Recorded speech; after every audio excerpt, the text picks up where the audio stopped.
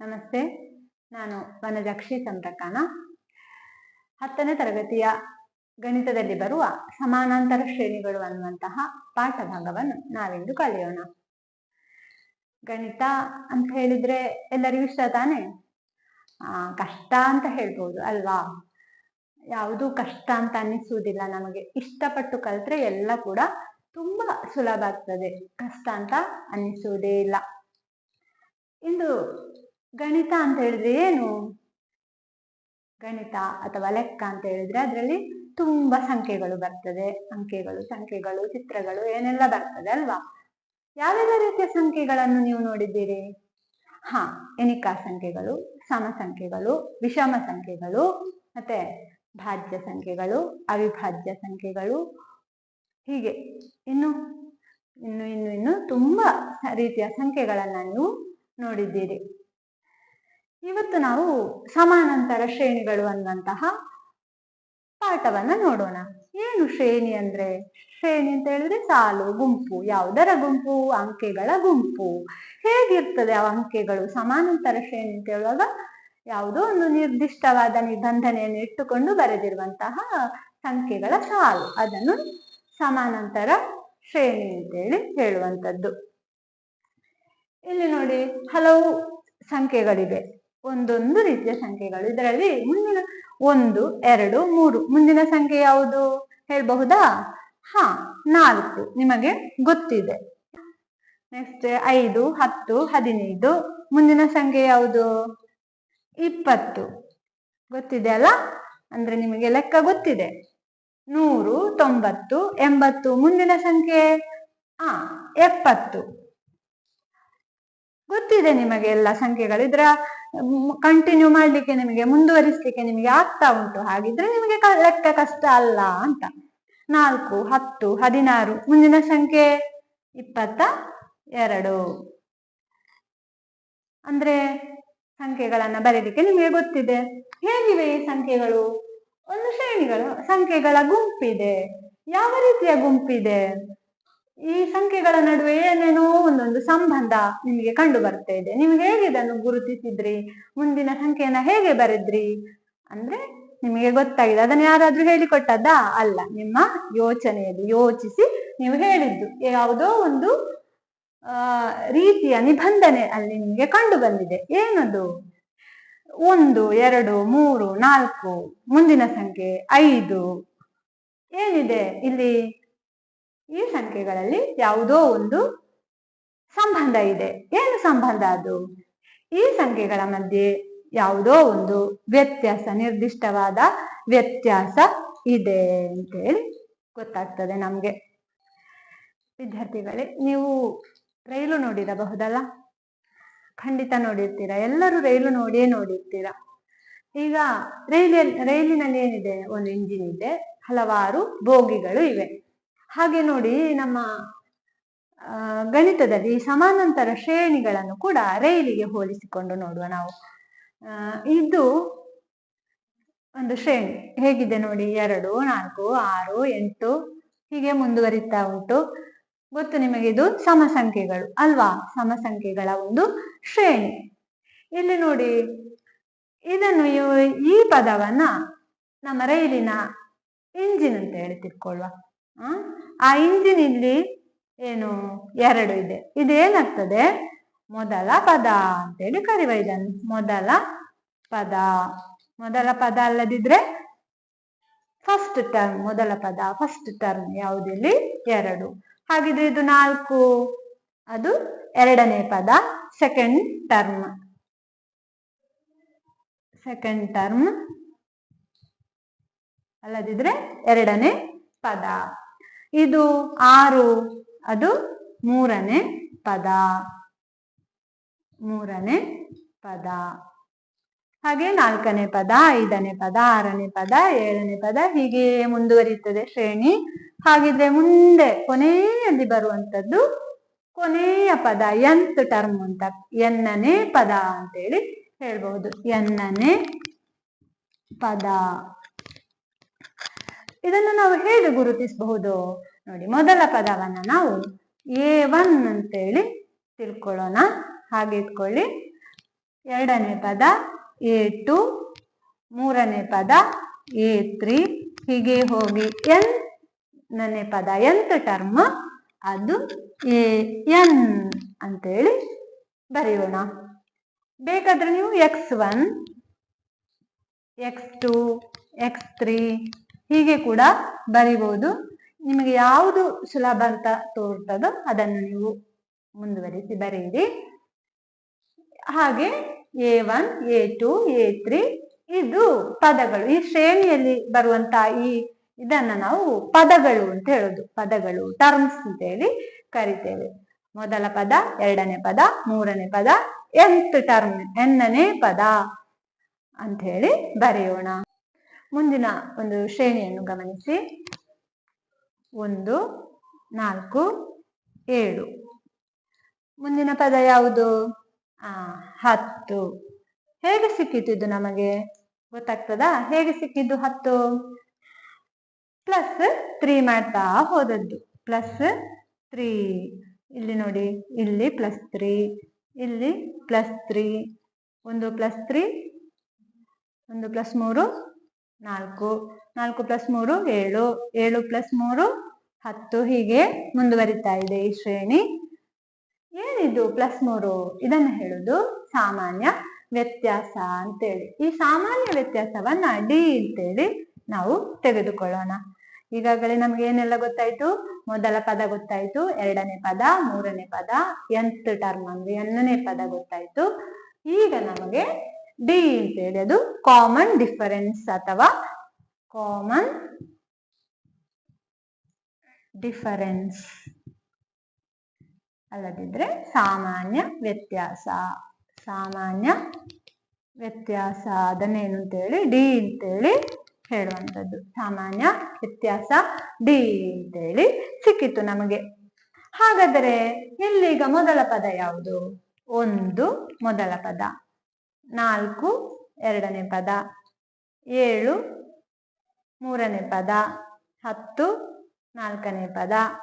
ಸಾಮಾನ್ಯ ವ್ಯತ್ಯಾಸ D ಅನ್ನೋದು 3 ಇಲ್ಲಿ ಅಲ್ವಾ? ಹಾಗಿದ್ರೆ ನಾವು ಹೇಗೆ ಕಂಡುಹಿಡಿದದ್ದು ಈ D ಅನ್ನೋದನ್ನು? D ಈಸ್ ಈಕ್ವಲ್ ಟು ಹೇಗೆ? 4 - 1 ಮಾಡಿದ್ದು. 4 - 1 3 ಅಂತ ಕಂಡಿದ್ದು. 7 - 4 3. ಸಾಮಾನ್ಯ ವ್ಯತ್ಯಾಸ 3 ಅಂತೇಳಿ ನಮಗೆ ಅದು ಸಿಕ್ಕಿತ್ತು. A2 ಅಂದ್ರೆ ಇದು A2 ಅಲ್ವಾ? A2 - A1, ಇದು A3 - A2 ಹೀಗೆ ಮಾಡಿದಾಗ D ಅನ್ನೋದು ಸಿಗ್ತದೆ. ಹಾಗಾದ್ರೆ DN ಅನ್ನು ಹೇಗೆ ಕಂಡುಹಿಡಿಯೋದು? ಕೊನೆಯ ವ್ಯತ್ಯಾಸ DN ಹೇಗೆ ಕಂಡುಹಿಡಿಬಹುದು? DN ಅಂದ್ರೆ AN ಕೊನೆಯ ಪದ, nನೇ ಪದ AN ಮೈನಸ್ AN - 1. ಇದು ಸಾಮಾನ್ಯ ವ್ಯತ್ಯಾಸವನ್ನು ಕಂಡುಹಿಡಿಯಲಿಕ್ಕೆ ಇರುವಂತಹ ಒಂದು ಸಾಮಾನ್ಯ ಸೂತ್ರ. DN ಅಂತ ಹೇಳಿದ್ರೆ AN - AN - 1 ಅಂತ ಹೇಳಿ ಇರುವಂತದ್ದು. ಇಲ್ಲಿ ಒಂದು ಲೆಕ್ಕವನ್ನು ಗಮನಿಸಿ. 22, 26, 30 ಈ ಶ್ರೇಣಿಯ ಸಾಮಾನ್ಯ ವ್ಯತ್ಯಾಸ ಎಷ್ಟು ಅಂತ ಹೇಳಿ ನಮಗೆ ಗೊತ್ತಿದೆ. ಇಲ್ಲಿ ಮೊದಲ ಪದ A1 ಅದು 22, ಎರಡನೇ ಪದ A2 26, ಮೂರನೇ ಪದ A3 30. ಹಾಗಾದ್ರೆ ನಮಗೀಗ ಬೇಕಾದ್ದು ಸಾಮಾನ್ಯ ವ್ಯತ್ಯಾಸ D ಎಷ್ಟು ಅಂತೇಳಿ. D ಎಷ್ಟು ಹೇಗೆ ಕಂಡುಹಿಡಿಯೋದು? ಎರಡನೇ ಪದ A2 - A1 ಎಷ್ಟದು? 26 - 22 ಅಂದ್ರೆ 4. ಅಲ್ಲಂದ್ರೆ ಇಲ್ಲಿ A3 - A2 ಇದು ಮೈನಸ್ ಇದು ಎಷ್ಟು? A3 30 - 26 ಅದೆಷ್ಟು? ಅದು ಕೂಡ 4. ಹಾಗಾಗಿ ಸಾಮಾನ್ಯ ವ್ಯತ್ಯಾಸ D ಅಂತ ಹೇಳಿದ್ರೆ ಇಲ್ಲಿಗ D 4. ಹಾಗಾದ್ರೆ ಮುಂದಿನ ಪದ ಎಷ್ಟು ಅಂತ ಹೇಳ್ಬೋದಾ? 22, 26, 30. ಕರೆಕ್ಟ್. ಮುಂದಿನ ಪದ ಇಲ್ಲಿ 34 ಅಂತ ಹೇಳಿ ಬರ್ತದೆ. ಗೊತ್ತಾಯ್ತಲ್ಲ ಡಿ ಕಂಡು ಹಿಡಿಯೋದು ಹೇಗೆ ಅಂತ ಹೇಳಿ. ಎರಡನೇ ಇನ್ನೊಂದು ಲೆಕ್ಕ ನೋಡಿ. ಸಾಮಾನ್ಯ ವ್ಯತ್ಯಾಸ 10 ಹಾಗೂ ಮೊದಲ ಪದ 10 ಇರುವ ಸಮಾನಾಂತರ ಶ್ರೇಣಿಯ ಮುಂದಿನ 4 ಪದಗಳನ್ನು ಕಂಡುಹಿಡಿಯಿರಿ ಅಂತ. ಏನು ಕೊಟ್ಟಿದ್ದಾರೆ ಲೆಕ್ಕದಲ್ಲಿ? ಸಾಮಾನ್ಯ ವ್ಯತ್ಯಾಸ ಅಂದ್ರೆ ಡಿ, ಅದು 10 ಅಂತ ಹೇಳಿ ಕೊಟ್ಟಿದ್ದಾರೆ. ಮೊದಲ ಪದ ಎಷ್ಟು? ಎ, ಅದು A1, ಅದು ಕೂಡ ಕೊಟ್ಟಿದ್ದಾರೆ ಇಲ್ಲಿ 10. ಮೊದಲ ಪದ ಗೊತ್ತಿದೆ ನಮಗೆ, ಡಿ ಕೂಡ ಗೊತ್ತಿದೆ 10 ಅಂತ ಹೇಳಿ. ಹಾಗಾದರೆ ಮುಂದಿನ ಪದ ಎಷ್ಟು?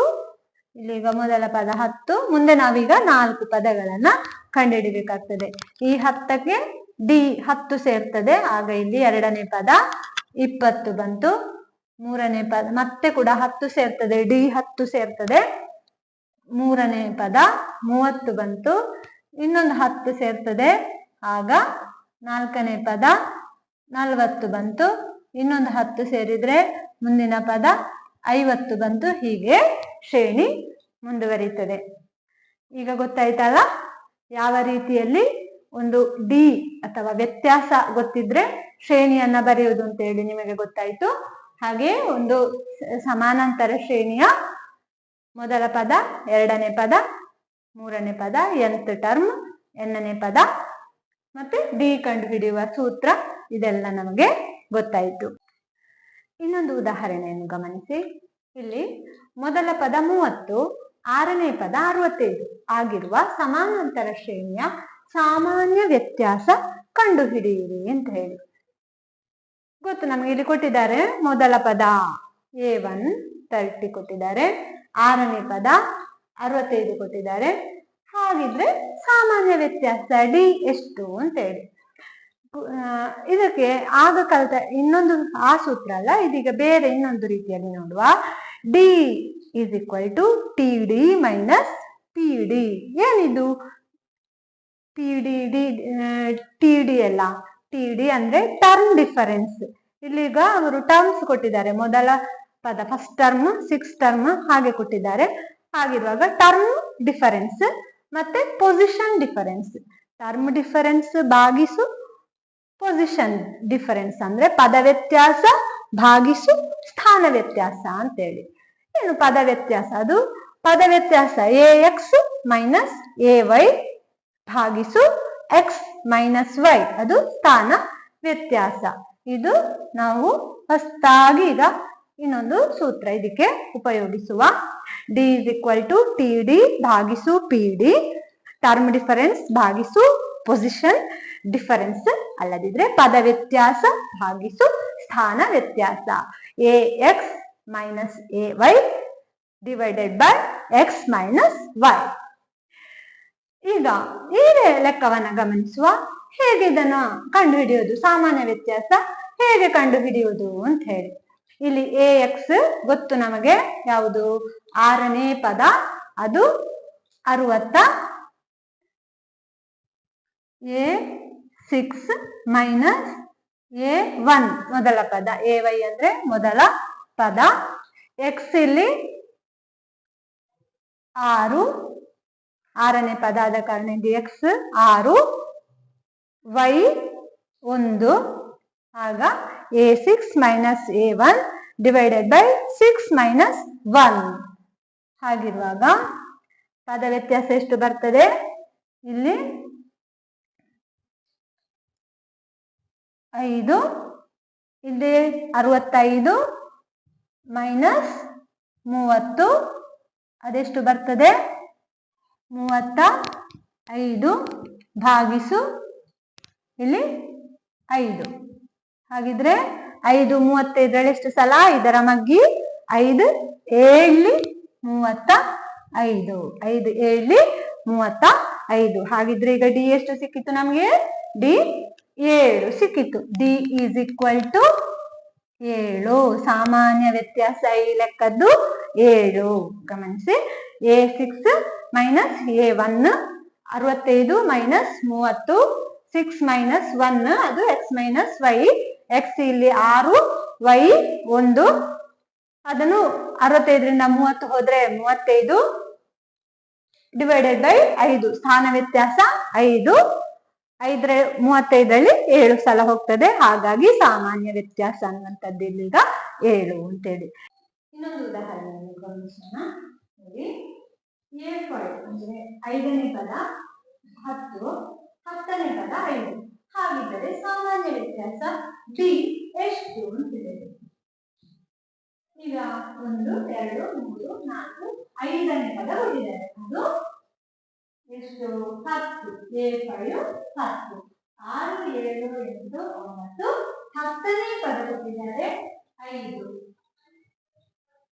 10ನೇ ಪದ 5. ಹಾಗಿದ್ದರೆ ಸಾಮಾನ್ಯ ವ್ಯತ್ಯಾಸ ಡಿ ಎಷ್ಟು ಅಂತ ಹೇಳಿ. ಡಿ ಅಂದ್ರೆ term difference divided by position difference ax minus ay x divided by x minus y.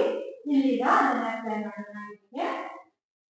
a10 minus a5 divided by x minus y. ಅದೆಷ್ಟು? a10 ಇಲ್ಲಿ 5, 5 minus 10, ಇಲ್ಲಿ 10 minus 5, x 10 by 5. ಆಗ 5ರಿಂದ 10 ಹೋದ್ರೆ -5 ಬರ್ತದೆ. -5. 10ರಿಂದ 5 ಹೋದ್ರೆ 5 ಬರ್ತದೆ. ಆಗ -5 ಡಿವೈಡೆಡ್ ಬೈ 5, -5 ಭಾಗಿಸು 5 ಅಂದ್ರೆ ಉತ್ತರ -1. ಗಮನಿಸಿ ನೋಡಿ ಇನ್ನೊಮ್ಮೆ. 10ನೇ ಪದ ಮೈನಸ್ 5ನೇ ಪದ divided by x minus y. Term position difference ಸ್ಥಾನ 10 minus 5, ಇಲ್ಲಿ 5 minus 10 minus 5 ಭಾಗಿಸು 5 -1 ಅಂತೇಳಿ. ಆಗ ಡಿ ನಮಗೆ ಸಿಕ್ಕಿದ್ದು ವ್ಯತ್ಯಾಸ -1 ಅಂತೇಳಿ. ಇಲ್ಲಿ ನೋಡಿ ಇನ್ನೊಂದು ಅಂಥದ್ದೇ ಇನ್ನೊಂದು A4 ಅಂದ್ರೆ 4ನೇ ಪದ 10, 10ನೇ ಪದ 4 ಆಗಿರುವಾಗ ಡಿ ಎಷ್ಟಾಗ್ತದೆ? ಇಲ್ಲಿ ಪದಗಳ ವ್ಯತ್ಯಾಸ ಡಿವೈಡೆಡ್ ಬೈ ಸ್ಥಾನ ವ್ಯತ್ಯಾಸ. 4 minus 10, 10 minus 4 is equal to 4 minus 10 ಅಂತ ಹೇಳಿದ್ರೆ -6, 10 minus 4 ಅಂತ ಹೇಳಿದ್ರೆ 6, 6 minus 6 ಭಾಗಿಸು 6 ಅಂತ ಹೇಳಿದ್ರೆ -1. ಅಂದ್ರೆ ಸಾಮಾನ್ಯ ವ್ಯತ್ಯಾಸ ಇಲ್ಲಿ ಎಷ್ಟಾಯ್ತು? -1. ಈಗ ನೋಡಿ ax is equal to y, ay is equal to x ಹೀಗೆ ಬಂದಾಗ ಅಂದ್ರೆ ಈ xನೇ ಪದ ಮತ್ತೆ y ಯ ಪದ ಇದೆರಡು ಸಮಾನವಾಗಿ ಬಂದಾಗ ಯಾವಾಗಲೂ ಏನಾಗಿರ್ತದೆ? ಸಾಮಾನ್ಯ ವ್ಯತ್ಯಾಸ ಅನ್ನುವಂಥದ್ದು -1 ಆಗಿರ್ತದೆ. ಇದು ಸಮಾನವಾಗಿ ಬಂದಾಗ ನೋಡಿ 4 ಹೀಗೆ ಬಂದಾಗ 4, 4 ಸಮಾನಾಗಿದೆ, 10, 10 ಹೀಗೆ ಸಮಾನವಾಗಿ ಬಂದಾಗ ಆಗ ಹಿಂದೆ ನೋಡಿದ ಪ್ರಾಬ್ಲಮ್ ಅಲ್ಲಿ ಹೇಗಿತ್ತು? 5 ಮತ್ತೆ 10 ಇತ್ತು. 5 a5 is equal to 10, a10 is equal to 5 ಅಂತೇಳಿತ್ತು. ಇದು ಕೂಡ ಸಮಾನಾಗಿದೆ. ಈ ರೀತಿ ಬಂದಾಗ ಸಾಮಾನ್ಯ ವ್ಯತ್ಯಾಸ ಯಾವಾಗಲೂ ಡಿ ಎಷ್ಟಾಗಿರ್ತದೆ? -1 ಆಗಿರ್ತದೆ. ವಿದ್ಯಾರ್ಥಿಗಳೇ, ಇಂದಿನ ಗಣಿತ ಪಾಠವನ್ನ ನಾವು ಇಲ್ಲಿಗೆ ನಿಲ್ಲಿಸೋಣ. ಮುಂದಿನ ತರಗತಿಯಲ್ಲಿ ಮತ್ತೆ ಭೇಟಿಯಾಗೋಣ. ನಮಸ್ತೆ.